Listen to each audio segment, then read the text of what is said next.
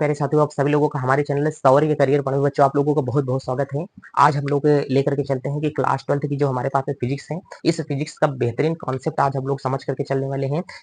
Sir आज ये physics में हम लोग क्या पढ़ने वाले हैं? तो बच्चों कल मैंने आपको ये चीज़ें बता दिया था कि धन आवेश क्या होता है और ऋण आवेश क्या होता है। इसके बारे में मुझे थोड़ा-सा बता दीजिए आप कि धन आवेश कब उत्पन्न हो जाता है और ऋण आवेश कब उत्पन्न हो जाता है? किसी परमाणु पर धन आवेश कब उत्पन्न होता है? इसको पहले समझ करके चलो। मैंने कहा मेरी बात को समझना, धन आवेश और ऋण आवेश का उत्पन्न होना, ये चीजें मैंने आपको कल भी बताया था। चलिए मैं आज भी थोड़ा सा बता देता हूं कि धन आवेश और ऋण आवेश का उत्पन्न होना ये कैसे हो सकता है।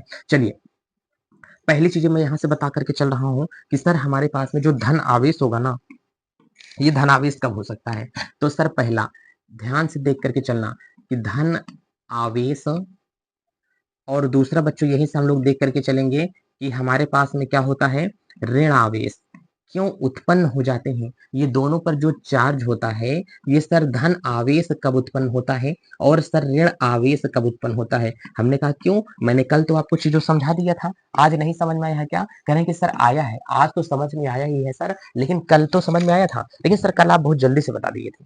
हमने कहा ध्यान से समझना कि किसी वस्तु पर धन आवेश कब उत्पन्न हो जाता है, जब किसी वस्तु से इलेक्ट्रॉन निकलते हैं तो उसमें क्या होता है, धन आवेश उत्पन्न हो जाता है। एक परमाणु जो होता है, कल मैंने आपको बताया था ना कि परमाणु होता है, इस परमाणु के भीतर हमेशा आप एक चीज नोट करके रखे रहना बाबू कि परमाणु जितने भी हमारे पास में होते हैं, इन प्रत्येक परमाणु में ध्यान से देखना, अगर हमने कहा कि ये कोई एक हमारे पास में क्या होगा, ये परमाणु होगा। अब आप लोग ये समझो कि जो हमने यहाँ से परमाणु को बना दिया है, अब इसी परमाणु में अगर बच्चों हम लोग देख करके चलेंगे तो परमाणु में छोटे छोटे क्या होते हैं, कक्षक पाए जाते हैं। एक छोटा सा कक्षक हमारे पास में ये हो जाएगा, और यहीं से बच्चों एक छोटा सा कक्षक हमारे पास में क्या होगा, ये हो जाएगा। ध्यान से समझना, अब परमाणु के बीच में एक छोटा सा भाग होता है जिसे हम लोग क्या कहते हैं, सर नाभिक कहा जाता है। ये जो बीच वाला भाग होगा इसे हम लोग क्या कहते हैं, सर नाभिक कहा जाएगा। चलिए सर इसको भी हम लोगों ने समझ लिया है कि सर जो बीच वाला भाग होगा उसे हम लोग क्या बोलते हैं, सर नाभिक कहा जाएगा। अरे भाई साहब, ये बीच वाला भाग क्या होगा, नाभिक ही तो कहलाएगा ना।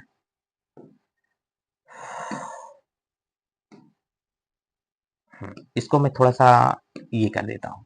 ये एक हमारे पास में बच्चों क्या है, परमाणु है। परमाणु का जो बीच वाला भाग होता है सर, इसे हम लोग क्या बोलते हैं, तो कह रहा है कि बीच वाले भाग को क्या कहते हैं बच्चों, नाभिक कहा जाएगा। हमने कहा ठीक है कि बीच वाला भाग क्या होगा, नाभिक होगा। ये किनारे किनारे के भाग होते हैं। परमाणु के बीच में प्रोटॉन और न्यूट्रॉन हमेशा होते हैं। एक परमाणु कितने कणों से मिलकर के बना होगा, पहले ये समझना। हमने कहा कि परमाणु जिससे मिलकर के बना है सर, वो हमारे पास में क्या होता है, तो हमने कहा कि परमाणु जिससे मिलकर के बना है वो हमारे पास में क्या होता है, प्रोटॉन होता है। और परमाणु के भीतर न्यूट्रॉन होते हैं, और इसके चारों ओर बच्चा पार्टी जो इलेक्ट्रॉन होता है ना, तो वो इसके चारों ओर क्या करता रहता है, घूमता रहता है, इसके चारों ओर चक्कर लगाता रहता है। हमने कहा सर बहुत अच्छी बात है, इसका मतलब एक परमाणु में सर 3 कण उपस्थित होते हैं, आपके कहने का मतलब ये है।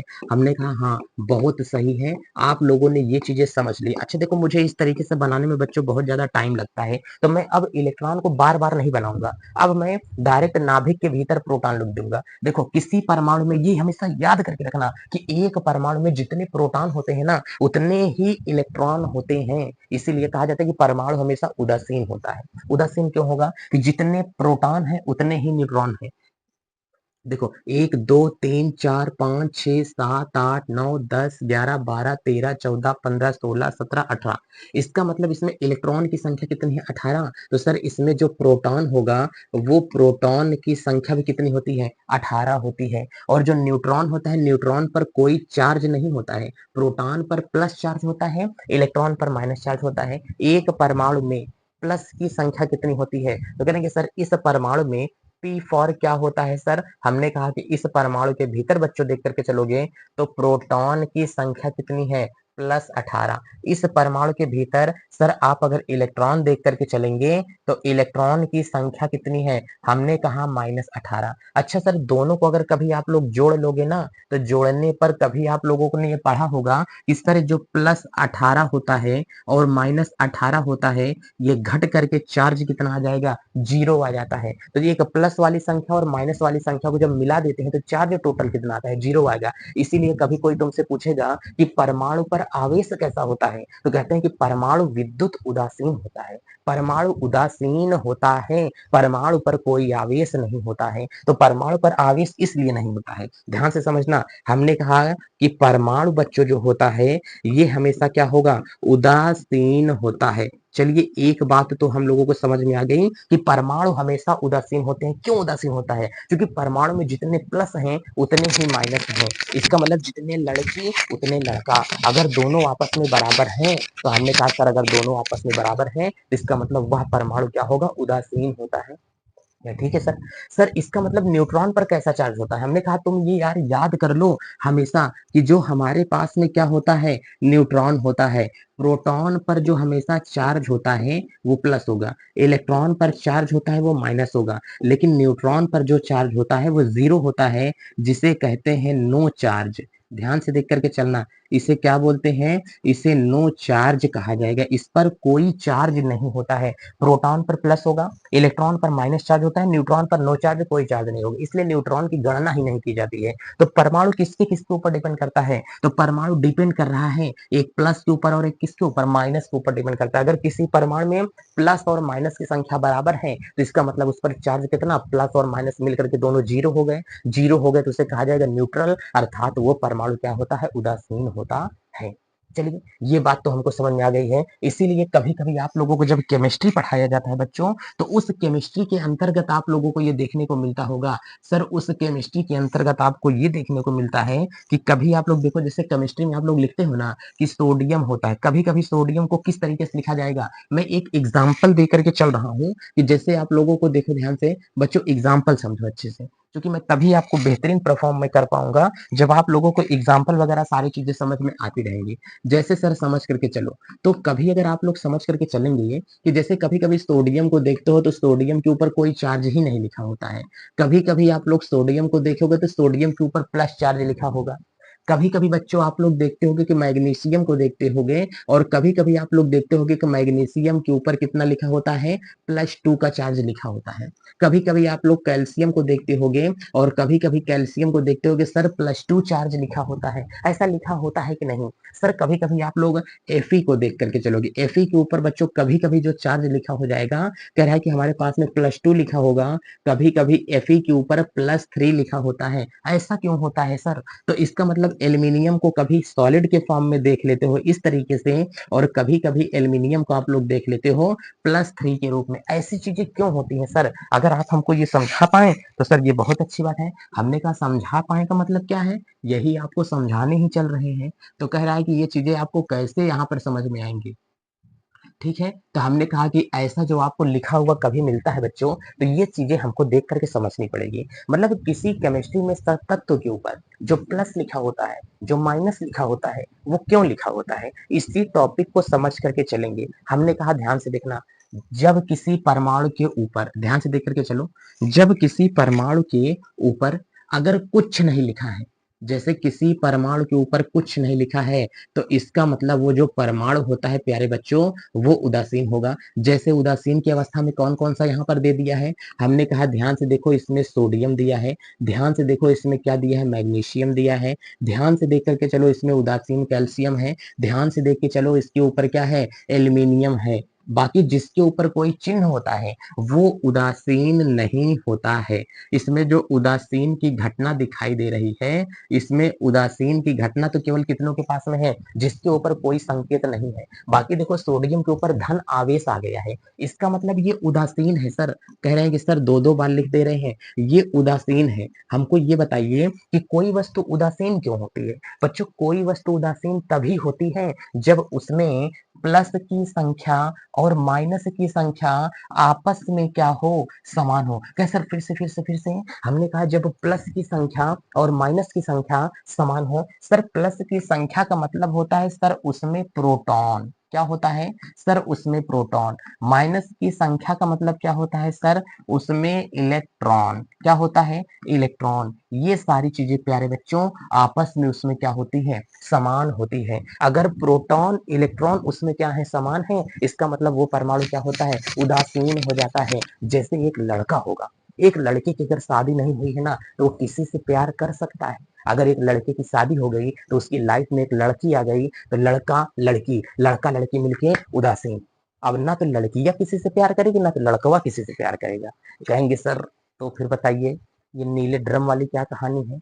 हमने कहा कि बाबू नीले ड्रम वाली क्या कहानी है वो सब छोड़ दो, लेकिन समझो अच्छी तरीके से कि जब एक लड़का एक लड़की दोनों आपस में मिल जाते हैं, शादी हो जाती है तो उदासीन कहा जाता है।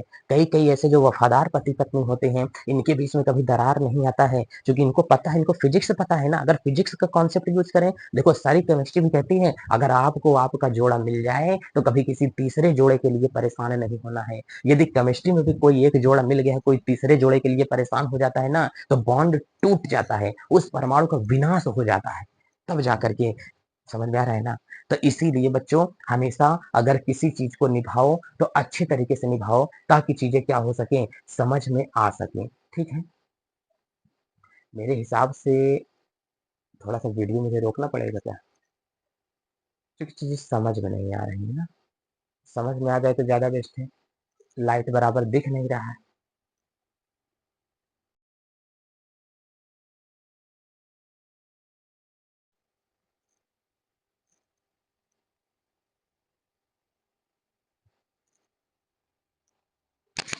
इतना ज़्यादा वीडियो बन गया, कैमरे में हमने ध्यान ही नहीं दिया बच्चों, ये आपको ये दिखा नहीं। चलो अब समझ लेना क्या करोगे, मैनेज करना ही पड़ेगा। तो इसका मतलब बच्चों यहाँ से ये इसमें क्या होता है, प्रोटॉन होते हैं बच्चों, और क्या होता है इसमें इलेक्ट्रॉन हमारे पास में होते हैं। तो किसी परमाणु में प्रोटॉन इलेक्ट्रॉन की संख्या बराबर होती है तो वो परमाणु हमेशा क्या होता है, उदासीन होता है। इतनी बातें समझ में आ गई हैं। तो इसका मतलब क्या होगा, जैसे हमने ये कह दिया सोडियम, मैं एक एग्जाम्पल लेने चल रहा हूँ, एग्जाम्पल पे मैं सोडियम का परमाणु ले रहा हूँ बच्चों। ये मैंने बना दिया सोडियम, ये सोडियम का क्या होता है, नाभिक होगा। सोडियम के नाभिक में प्रोटॉन कितने हैं, 11। और यहीं से कह रहे हैं कि सोडियम के नाभिक में जो इलेक्ट्रॉन है वो भी कितने हैं, 11। इसके ऊपर चार्ज है कितना, प्लस, इसके ऊपर चार्ज है माइनस। तो बताओ इसके ऊपर जो परमाणु है वो उदासीन होगा कि क्या होगा, इस परमाणु पर आवेश कैसा होगा। करेंगे सर प्रोटॉन भी 11 इलेक्ट्रॉन भी 11, तो इसका मतलब ये जो परमाणु है सर वो परमाणु कैसा होता है, उदासीन होता है। हमने कहा वेरी गुड। ये एक मैं बना रहा हूं मैग्नीशियम, ये मैग्नीशियम का बच्चों क्या होता है, नाभिक है। इसमें नाभिक में प्रोटॉन है, प्रोटॉन की संख्या है 12, इलेक्ट्रॉन की संख्या है यहाँ से 12, ये है माइनस ये है प्लस। आप बताओ ये परमाणु कैसा है, उदासीन है कि आवेशित है। कह रहे हैं कि सर ये जो परमाणु होता है ये उदासीन परमाणु होता है। हमने कहा बिल्कुल सही बात, एकदम आपने समझ लिया। अब एक बात ध्यान देना, ये एक कमरा है, इस कमरे के अंदर हमेशा इलेक्ट अंदर बाहर आ जा कौन सकता है, परमिशन किसको है अंदर से बाहर जाने की। तो कोई भी परमाणु हो इसमें प्रोटॉन कभी नहीं निकल सकता है। प्रोटॉन के ऊपर ताला लगा करके रखा गया है। प्रोटॉन ना तो अंदर से बाहर जा सकता है ना तो बाहर से अंदर प्रोटॉन जा सकता है। प्रोटॉन कभी गति नहीं कर सकता है। कहें सर क्या बात कर रहे हैं, हमने कहा वो गाना सुनना, हम तुम एक कमरे में बंद हैं। तो इसका मतलब ये जो प्रोटॉन है ना तो प्रोटॉन अंदर आ सकता है ना तो प्रोटॉन बाहर जा सकता है। तो इसका मतलब प्रोटॉन कभी किसी परमाणु में अंदर बाहर नहीं होता है, हमेशा गति करेगा। तो गति कौन करेगा, इलेक्ट्रॉन गति करेगा, हमेशा गति करेगा। तो सर कौन गति करेगा, सर हमेशा गति करेगा तो इलेक्ट्रॉन गति करता है, कभी भी प्रोटॉन गति नहीं करेगा। अंदर बाहर यहाँ से लगाएगा तो बाहर कौन भाग जाएगा, इलेक्ट्रॉन। अंदर कौन आ जाएगा, इलेक्ट्रॉन। बाहर कौन भाग जाएगा, इलेक्ट्रॉन। अंदर कौन आएगा, बाहर अंदर बाहर अंदर बाहर अंदर। कौन लगा करके रखे रहता है, सर इलेक्ट्रॉन अंदर बाहर लगाते हैं सर। हमने कहा अच्छा ई वाला परमाणु देख करके चलो, इसमें ये चीजें दिख रही है कि नहीं। कह रहे हैं कि सर क्या बात कर रहे हैं सर, ये जो इसको अगर मैं यहाँ से बना करके चलूंगा ना सर, ये ध्यान से देख करके चलो कि जितने यहाँ पर इलेक्ट्रॉनों को मैंने यहाँ से बना करके रखा हुआ है सर, ये सारे के सारे इलेक्ट्रॉन इसमें से अंदर बाहर गति करेंगे। हमने कहा हाँ। कह रहे हैं कि सर वो सारे के सारे इलेक्ट्रॉन, ध्यान से देखो ये इलेक्ट्रॉन इसमें से क्या कर गया, बाहर चला गया। ये ध्यान से देखो, देखो ये इसका मतलब इलेक्ट्रॉन तो यहाँ से अंदर बाहर हो गया, हालांकि नहीं बन पाया ना, पूरा सेट से ही ऊपर चला गया। तो हमने कहा कि इस परमाणु को अगर हम लोग ध्यान से देख करके चलेंगे तो इस परमाणु से सर जितने हैं इलेक्ट्रॉन क्या करेगा, अंदर बाहर यहाँ से इलेक्ट्रॉन जा सकता है। तो एक परमाणु में अंदर बाहर कौन आ जा सकता है, सर इलेक्ट्रॉन को केवल परमिशन है और किसी परमाणु को गति करने की परमिशन नहीं देता है। कोई परमाणु अंदर बाहर गति नहीं, कोई कण अंदर बाहर गति नहीं कर सकता है। केवल कौन अंदर बाहर गति कर सकता है, तो सर केवल और केवल इलेक्ट्रॉन ही अंदर बाहर गति कर सकता है। हमने कहा चलो ठीक है। अब मैं यहाँ से एक परमाणु और बनाता हूँ और इस परमाणु को आप लोग समझ करके अच्छे से चलना कि सर ये जो हमने परमाणु यहाँ पर बनाया है, ये मैंने एक परमाणु बना दिया। अब आप लोग ये बताओ कि सर जो मैंने परमाणु बनाया हुआ है, इरेजर ले लेंगे, थोड़ा सा सॉल्व करने की जरूरत पड़ेगी। चलिए सर, यहाँ से इसको अगर मैं यहाँ से मिला दूंगा तो ये परमाणु है। अब सर ये परमाणु का क्या होता है, नाभिक होता है, और प्रोटॉन के ऊपर इतना हैवी ताला लगा होता है कि प्रोटॉन अंदर बाहर नहीं जा सकता है। इसमें प्रोटॉन की संख्या कितनी है, +20। इसमें इलेक्ट्रॉन की संख्या कितनी है, -20 है। आप हमको ये बता दो कि इस परमाणु में से मैं यहीं से कुछ इलेक्ट्रॉन बाहर निकाल देता हूँ। हमको ये बताओ कि इसमें जो इलेक्ट्रॉनों की संख्या है, मैं वो यहीं से कर दूं।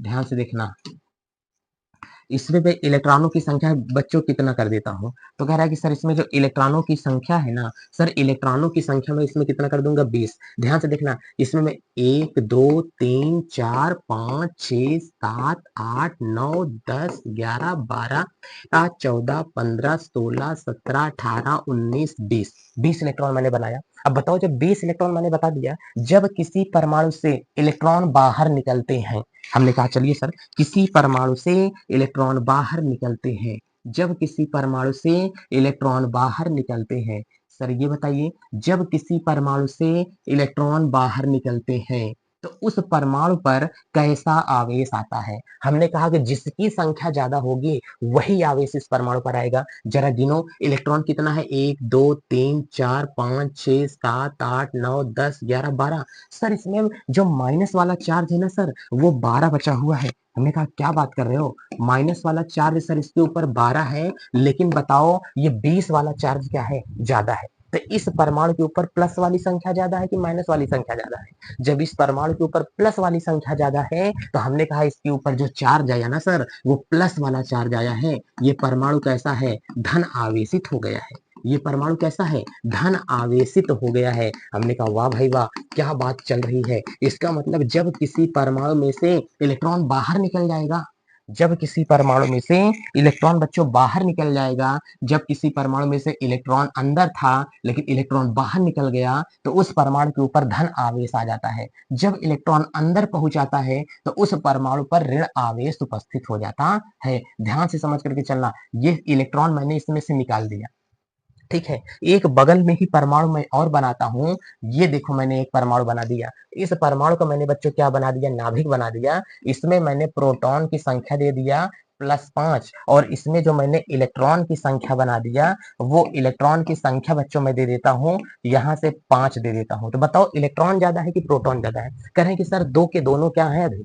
सर इसमें दो के दोनों को अगर हम लोग देखेंगे ना, तो दोनों सर इसमें हमारे पास में क्या होते हैं, दोनों की संख्या बराबर है तो उदासीन है। लेकिन जब बाहर से कुछ इलेक्ट्रॉन इस परमाणु के अंदर प्रवेश कर जाएगा, सर बाहर से कुछ इलेक्ट्रॉन इस परमाणु के अंदर क्या कर गए, प्रवेश कर गए। तो जब बाहर से कुछ इलेक्ट्रॉन इस परमाणु के अंदर प्रवेश कर गए, तो बताओ इलेक्ट्रॉन की संख्या ज्यादा हुई कि कम। करें सर इलेक्ट्रॉन की संख्या ज्यादा हुई। ये परमाणु इलेक्ट्रॉन को क्या कर लिया, सर ये वाला जो परमाणु है ना सर, ये परमाणु इलेक्ट्रॉन को क्या कर लिया, ग्रहण, इलेक्ट्रॉन को ग्रहण किया। तो इस परमाणु के अंदर देखो, प्लस वाली संख्या ज्यादा है कि माइनस वाली संख्या ज्यादा है। कहे सर माइनस वाली संख्या ज्यादा है। तो इस परमाणु के ऊपर जो चार्ज आ जाता है वो कैसा चार्ज आ जाता है, कहे वाह सर एकदम मजा आ गया सर, इस परमाणु के ऊपर जो चिन्ह आता है ना सर, वो माइनस आवेश आ गया है।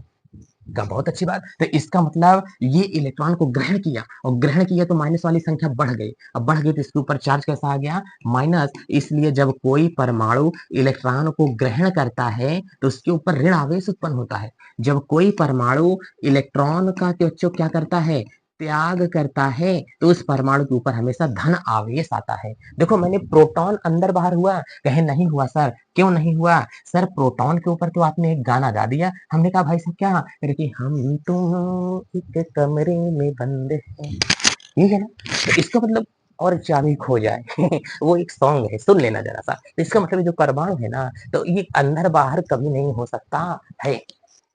तो बिना प्रोटॉन के अंदर बाहर गए परमाणु धन आवेशित हो सकता है, बिना परमाणु के अंदर बाहर गए परमाणु ऋण आवेशित हो सकते हैं।